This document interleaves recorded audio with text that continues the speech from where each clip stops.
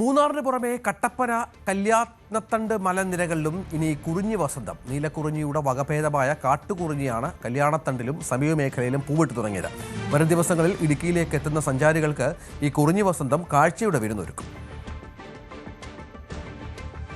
കട്ടപ്പന കല്യാണത്തണ്ട് മലനിരകൾ, നിർമ്മല സിറ്റി കല്യാണത്തണ്ട് മേഖലകൾ, വാഴവര കാൽവരിമൗണ്ട് മേഖലകളിലെ പുൽമേടുകൾ എന്നിവിടങ്ങളിലാണ് കുറിഞ്ഞിപ്പൂക്കൾ മുട്ടിട്ട് തുടങ്ങിയത്. അടുത്ത ഏതാനും ദിവസങ്ങൾക്കുള്ളിൽ മലനിരകൾ പൂർണ്ണമായും നീലയും പർപ്പിളും കലർന്ന നിറമുള്ള പുഷ്പങ്ങളാൽ നിറയും.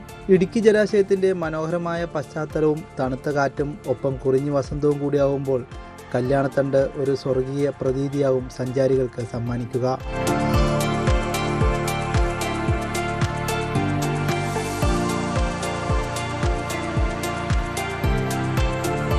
നിലവിൽ വാഴവര കൗന്തി മലനിരകളിലാണ് കുറിഞ്ഞികൾ പൂവിട്ട് തുടങ്ങിയിരിക്കുന്നത്. എന്നാൽ കാട്ടാനകളുടെ സാന്നിധ്യം മേഖലയിലുള്ളതിനാൽ സഞ്ചാരികൾക്ക് അപകട ഭീഷണിയുണ്ട്. ഇതോടൊപ്പം നിർമ്മല സിറ്റി കല്യാണത്തണ്ട് മലനിരകളിലും മേട്ടുകുറിഞ്ഞികൾ ചുരുങ്ങിയ ദിവസങ്ങൾക്കുള്ളിൽ പൂവിട്ട് തുടങ്ങും.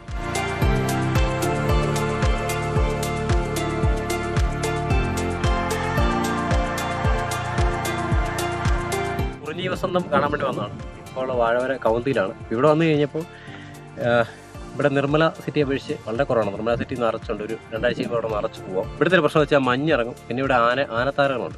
ഇടുക്കിയിലെ കോടമഞ്ഞും തണുപ്പും ആസ്വദിക്കുവാൻ കല്യാണത്തണ്ടിലേക്ക് നിരവധി ആളുകൾ എത്താറുണ്ട്. കുറിഞ്ഞികൾ കൂടി പൂവിടുന്നതോടെ ഇടുക്കിയിലെ ടൂറിസം മേഖലയ്ക്ക് വലിയ ഉണർവാകും ഉണ്ടാകുക. ന്യൂസ് 18 ഇടുക്കി.